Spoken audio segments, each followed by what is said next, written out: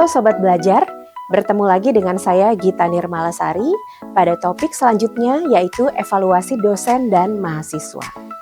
Pada bagian ini, kita akan memasuki topik yang sangat penting dalam implementasi kurikulum OBE, yaitu evaluasi dosen dan mahasiswa sebagai bagian dari upaya quality assurance dan dalam kurikulum ini berbasis luaran.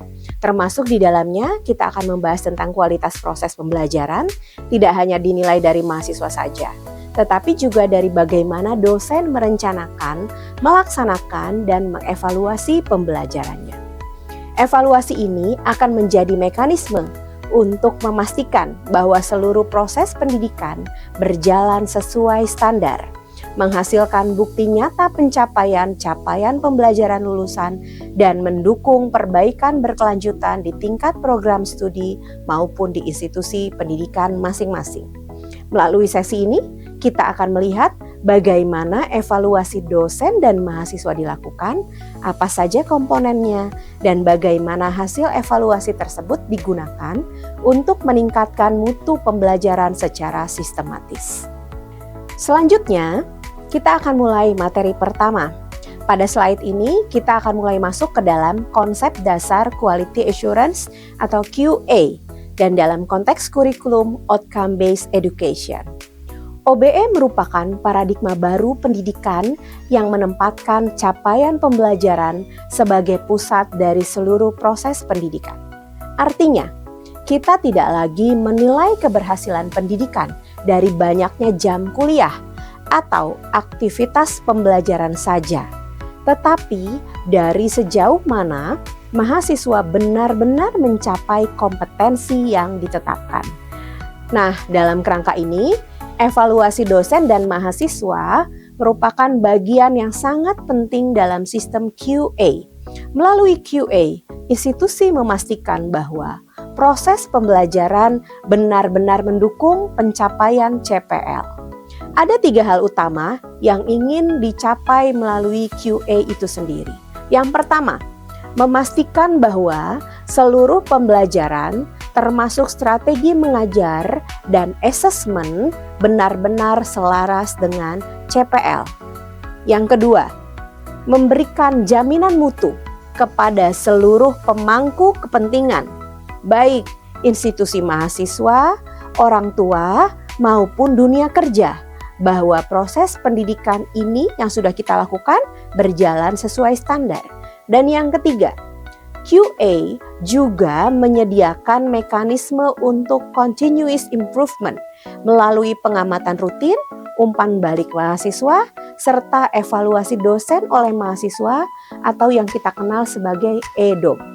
Dengan QA yang baik, maka program studi bisa secara konsisten memperbaiki proses pembelajaran dan memastikan bahwa kualitas lulusan terus meningkat dari waktu ke waktu. Baiklah, kita akan masuk ke dalam tahapan pelaksanaan EDOM. Nah, pada slide ini kita akan melihat bagaimana proses EDOM dilaksanakan secara sistematis sebagai bagian dari quality assurance. Dan EDOM ini sendiri tidak hanya menjadi alat untuk mengumpulkan opini mahasiswa saja, tetapi merupakan instrumen penting untuk akuntabilitas dosen dan perbaikan mutu berkelanjutan di suatu program studi. Nah, pelaksanaan EDOM ini dilakukan melalui 5 tahapan utama. Yang pertama, tahap pertama adalah penyusunan. Pada tahap ini, kuesioner disusun berdasarkan CPL, kemudian CLO kemudian serta indikator kualitas proses pembelajaran. Jika kita menggunakan kuesioner dalam penggunaan EDOM ini, kuesioner ini harus melalui tahap validitas dan uji reliabilitas agar hasilnya dapat dipertanggungjawabkan. Dan tahap kedua adalah tahap sosialisasi. Mahasiswa diberikan pemahaman mengenai tujuan EDOM itu sendiri untuk apa, bagaimana prosedur pengisian, dan pentingnya memberikan penilaian yang jujur serta konstruktif. Kemudian sosialisasi ini juga penting agar mahasiswa memahami bahwa evaluasi mereka ini akan berdampak langsung pada peningkatan mutu pembelajaran. Tahap ketiga adalah pengumpulan Nah, pada tahap ini kuesioner sudah selesai, sudah divaliditas, sudah disosialisasikan, maka kuesioner didistribusikan melalui sistem siakat atau platform lain yang dimiliki oleh program studi. Jadi sistem akademik yang dimiliki oleh program studi apapun bentuknya, kita insertkan EDOM ini. Monitoring ini dilakukan untuk memastikan bagaimanakah tingkat partisipasi mahasiswa, apakah cukup tinggi sehingga data yang diperoleh juga akan bisa mewakili kebutuhan institusi. Tahap keempat adalah tahap analisis. Jadi data EDOM yang sudah kita dapatkan, kita verifikasi, kemudian kita analisis secara statistik bagaimana kita melihat pola, tren, atau ada area yang perlu diperbaiki dari kondisi dosen dan mahasiswa. Kemudian hasil analisis ini akan disusun dalam bentuk laporan yang mudah dipahami. Dan tahap terakhir adalah tahapan tindak lanjut. Jadi hasil laporan dari EDOM yang sudah dianalisis, ini kita sampaikan kepada pimpinan, kepada dosen, ataupun kepada pihak terkait lainnya. Dan di sini juga kita akan bisa menentukan rekomendasi perbaikan mutu. Seperti apa? Mulai dari metode mengajar, penggunaan media pembelajaran, ataukah ada pendekatan pembelajaran lain yang memang butuh evaluasi selanjutnya. Kemudian, tahap ini juga akan memberikan umpan balik kepada mahasiswa dan dosen. Jadi dengan mengikuti kelima tahapan ini, maka EDOM ini akan menjadi alat evaluasi yang objektif, akurat, dan benar-benar bermanfaat bagi peningkatan kualitas pendidikan. Selanjutnya adalah aspek evaluasi dosen. Nah, pada slide ini kita akan melihat ada 4 aspek utama yang dinilai dalam proses evaluasi dosen. Evaluasi ini tidak hanya menilai kemampuan mengajar, tetapi juga keseluruhan kualitas profesionalisme dosen dan dalam mendukung capaian pembelajaran mahasiswa.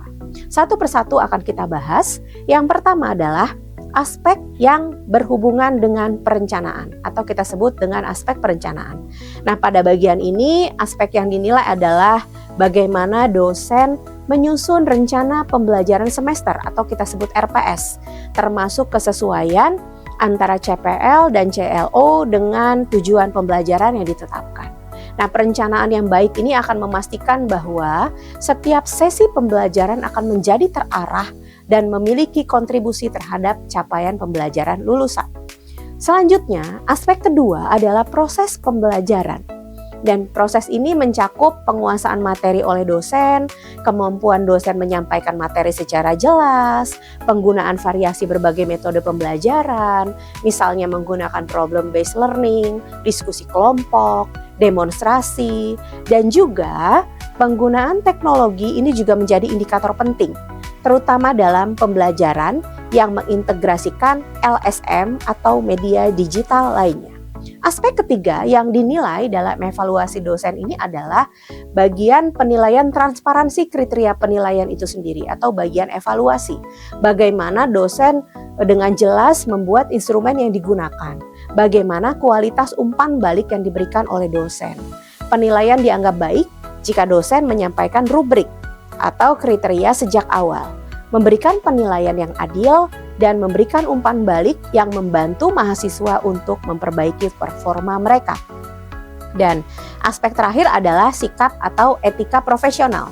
Jadi ini mencakup kedisiplinan dosen, etika dalam mengajar, keadilan dalam memperlakukan mahasiswa, kemampuan dosen untuk memotivasi mahasiswa, termasuk sikap profesional dosen di mana memiliki pengaruh besar terhadap iklim pembelajaran dan motivasi belajar mahasiswa. Dan harapannya melalui penilaian 4 aspek ini, maka setiap institusi pendidikan akan dapat memperoleh gambaran yang utuh mengenai kualitas pengajaran dosen dan area mana yang perlu diperbaiki. Selanjutnya kita akan masuk ke dalam instrumen tindak lanjut dari berbagai macam evaluasi yang ada.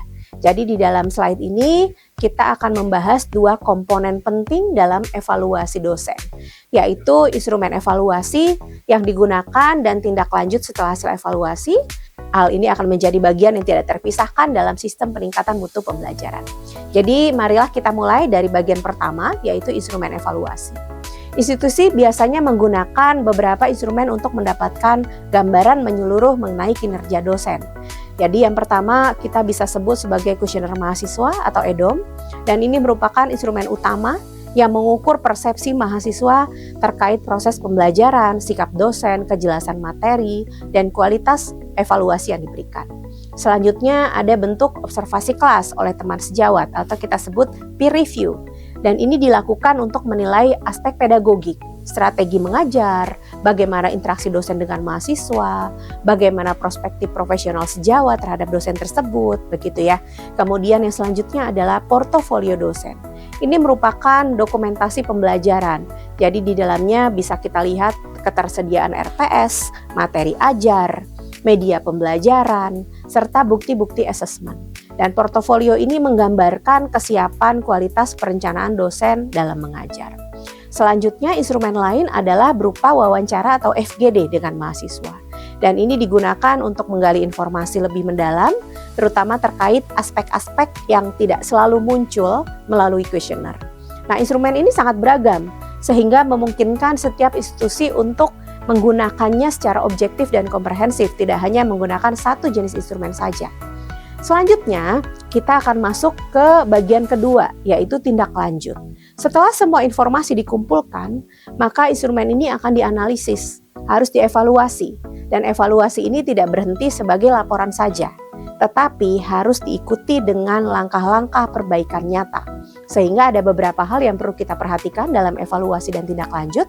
Yang pertama adalah penyusunan rencana perbaikan oleh dosen. Jadi berdasarkan dari hasil EDOM, dari peer review, dari portofolio, dosen masing-masing harus bisa mengidentifikasi area yang perlu ditingkatkan dan bagaimana membuat rencana tindak lanjutnya. Yang kedua, jika dibutuhkan evaluasi peningkatan pelatihan, maka perlu dilakukan rencana pelatihan atau workshop peningkatan kompetensi bagi dosen. Misalnya, pelatihan metode pembelajaran aktif, pelatihan asesmen berbasis OBE, pelatihan penggunaan teknologi atau penguatan soft skill dalam mengajar. Dan yang ketiga adalah monitoring perbaikan pada semester berikutnya, di mana pimpinan kita sebagai unit penjaminan mutu juga bisa melihat apakah perbaikan ini telah dijalankan dan sangat berdampak pada kualitas pembelajaran. Artinya, dengan siklus evaluasi dan tindak lanjut seperti ini, maka institusi diharapkan dapat memastikan bahwa peningkatan mutu pembelajaran ini berjalan secara berkesinambungan dan terukur.